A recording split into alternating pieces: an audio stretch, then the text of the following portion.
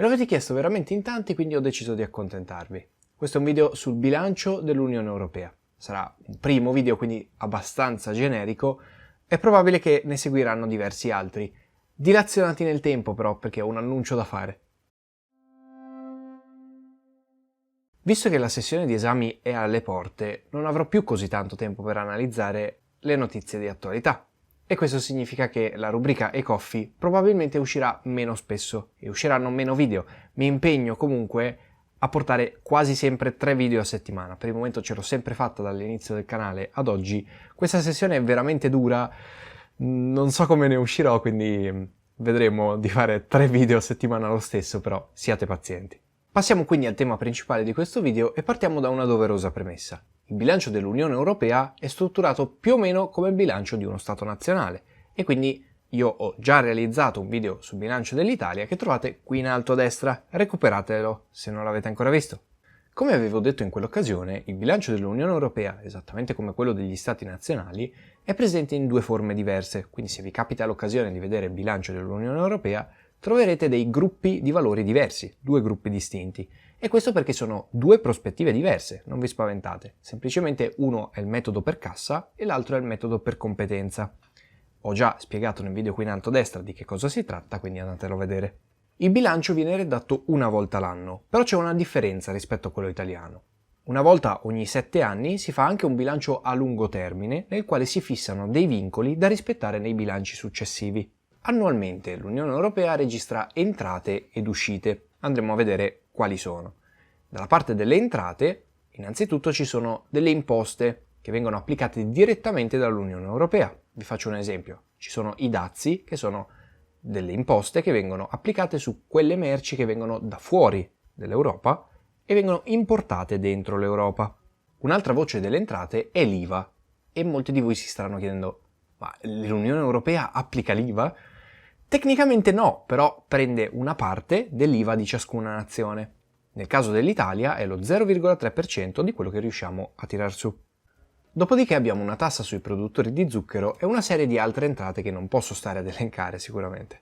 L'ultimo di cui voglio parlarvi è il prelievo sul reddito nazionale lordo di ogni paese dell'Unione Europea. Nella pratica cosa significa? Significa che c'è un contributo obbligatorio da dare all'Unione Europea in base a quanto reddito ha prodotto in un anno lo Stato nazionale.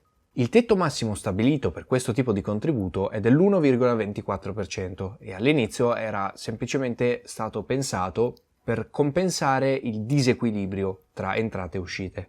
Tutte queste entrate vengono definite nel bilancio risorse proprie dell'Unione Europea. Ad esempio nel 2018 quelle che vi ho detto ammontavano a 144,8 miliardi di euro. Ora ci chiediamo quindi come vengono utilizzate queste risorse, dove vengono messe. La risposta è che vengono usate per finanziare diversi progetti, tutta una pluralità di progetti. La voce di spesa maggiore è per la crescita sostenibile. Chiaramente all'interno di questa spesa ci sono tantissime varie voci, tantissimi progetti. Ad esempio ci sono i fondi che si chiamano Smart and Inclusive Growth e servono sostanzialmente a rilanciare la competitività dell'economia europea. Ci sono poi tantissime altre voci di spesa del bilancio che sono particolarmente generiche. Volevo però citarne 3 che mi interessano parecchio, che sono i fondi di sostegno alla cultura, come ad esempio per progetti come l'Erasmus, i fondi da destinare a chi cerca un lavoro, ad esempio per gli ammortizzatori sociali dei quali ho già parlato nel video qui in alto a destra, e quello più interessante, la figata assoluta, che è una voce di bilancio che pesa per 59 miliardi, la PAC, Politica Agricola Comune, della quale voglio parlarvi in un video futuro. In generale però l'ordine di grandezza del bilancio dell'Unione Europea non è molto rilevante. Ad esempio noi come Italia solo come entrate abbiamo più di 500 miliardi, ampiamente più di 500 miliardi, quindi sono numeri irrisori. La domanda che tutti ci stiamo facendo ora è: chi decide dove mettere le risorse? In parte avevo già risposto, si tratta della Commissione Europea. È doveroso dire però e precisare che per l'80% questa decisione pesa sugli stati nazionali, sono i singoli stati che aiutano a decidere dove destinare questi fondi. Detto questo, il bilancio dell'Unione Europea si presenta abbastanza modesto rispetto, ad esempio, a tutto il PIL prodotto dall'Eurozona, si tratta dell'1%. E qui mi ricollego al video sui Recovery Fund, che se non l'avete visto lo trovate qui in alto a destra.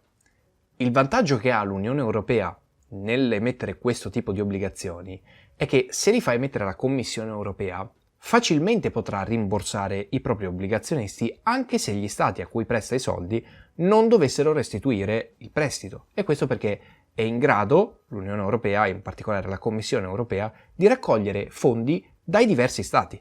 Per questo breve video sul bilancio dell'Unione Europea e delle principali entrate e uscite è tutto. Io vi faccio un piccolo spoiler, nelle prossime settimane potrebbe iniziare una volta a settimana una piccola serie sulle criptovalute. Fatemi sapere nei commenti se sareste interessati.